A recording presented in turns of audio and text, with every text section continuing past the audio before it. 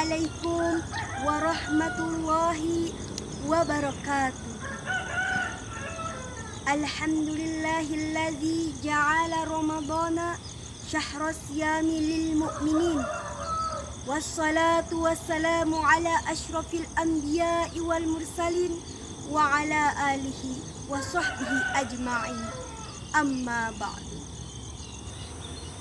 Yang pertama-tama dan yang paling utama, marilah kita panjatkan puja dan puji syukur kehadirat Allah yang Maha Pengasih tak pilih kasih, yang Maha Penyayang tak pandang sayang. Salawat beserta salam marilah kita curah limpahkan kepada baginda kita, makhluk yang paling mulia di antara yang mulia, yang patut kita contoh, yang patut kita teladani, yakni Habibana wa Nabiyana wa Maulana Muhammad sallallahu alaihi wasallam.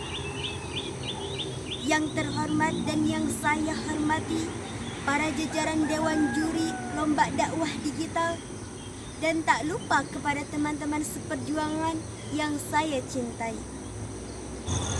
Hadirin rahimakumullah yang nampaknya sedang berbahagia. Bagaimana tidak bahagia, hari kemenangan akan segera tiba, yaitu Hari Raya Idul Fitri, yang dimana sudah jadi kebiasaan di kalangan kita ketika Hari Raya Idul Fitri semuanya serba baru. Baju baru, celana baru, sepatu baru, bahkan sampai warna cat rumah juga ikutan baru. Bahkan ada suatu cerita. Jadi ada seorang anak yang sudah lama pesantren. Nah, ketika dia pulang ke kampung halamannya, dia kebingungan. Loh, yang mana rumah saya? Karena ketika beliau berangkat ke pesantren, rumahnya itu berwarna hijau. Namun ketika dia pulang, rumahnya sudah seperti lollipop alias warna-warni. Baju baru alhamdulillah, untuk dipakai di hari raya. Tak punya pun tak apa-apa, masih ada baju yang lama. Padahal Hari Raya Idul Fitri itu tidak diwajibkan semuanya harus baru. Di satu sisi, kita yang masih hidup sangat senang, sangat gembira menyambut kedatangannya Hari Raya Idul Fitri.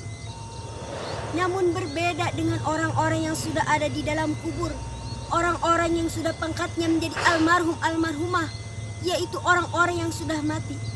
Mereka bersedih, mereka menangis. Kenapa? Karena ketika bulan Ramadan, mereka dipulangkan ke rumah asal mereka. Mereka diberhentikan dari siksaannya.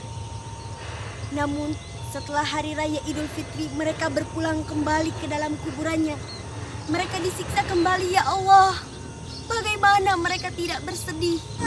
Lantas, apa tugas kita sebagai makhluk yang masih hidup dalam rangka menyambut Hari Raya Idul Fitri?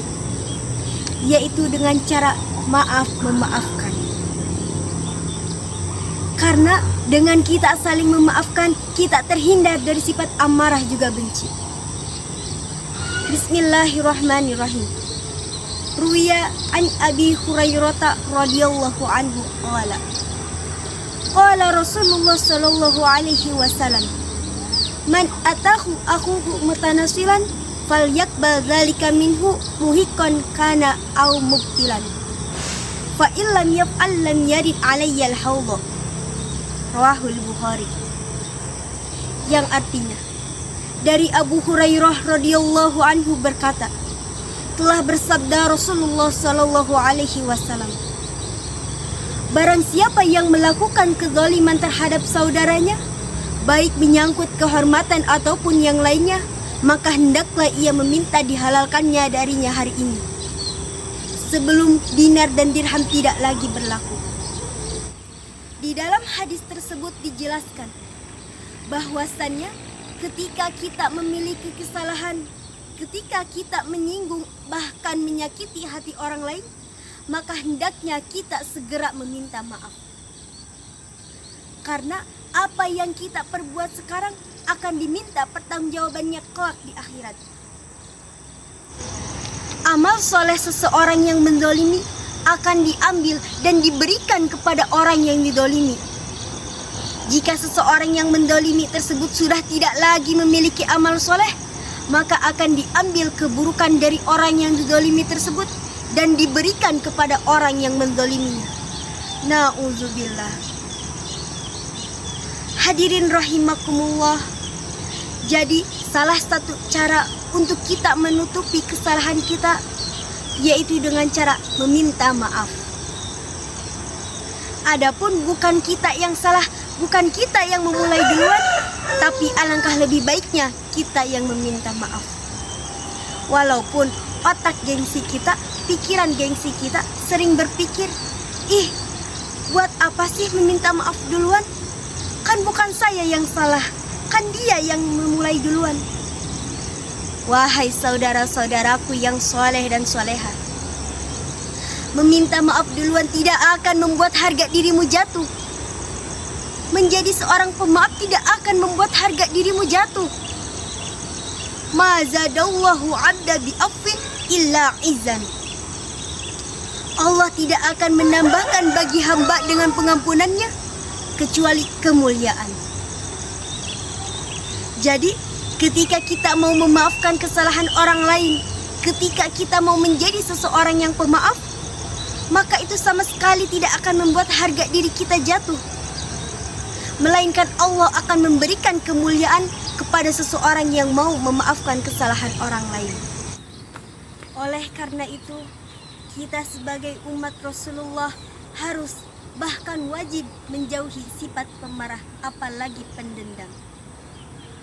Disebutkan juga dalam sebuah kitab hadis arba'in, an Abi Hurairah radhiyallahu anhu, anna rajulan linabiyyi sallallahu alaihi wasallam ausibni qala la taghdab faraddadan miraran qala la taghdab, rawahul Bukhari.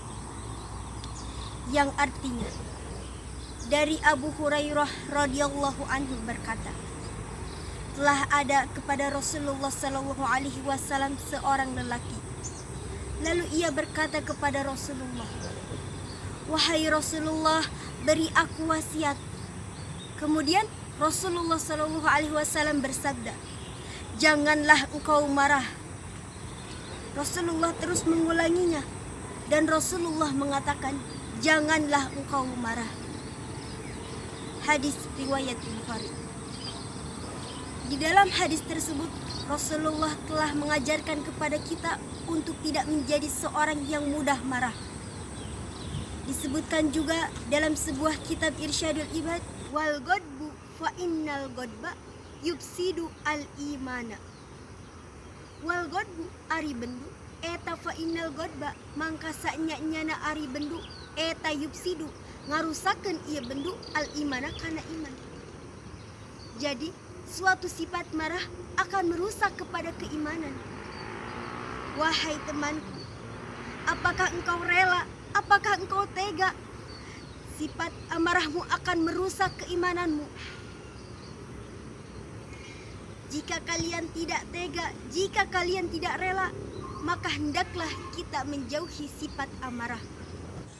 Wahai temanku, mari kita damai, hindari sifat marah dan juga benci, karena itu perbuatan si setan yang tidak disukai Allah Ta'ala. Janganlah kalian saling bermusuh-musuhan, janganlah kalian saling dengki, dan janganlah kalian saling acuh tak acuh sesama lain. Tetapi jadilah kalian semua bersaudara.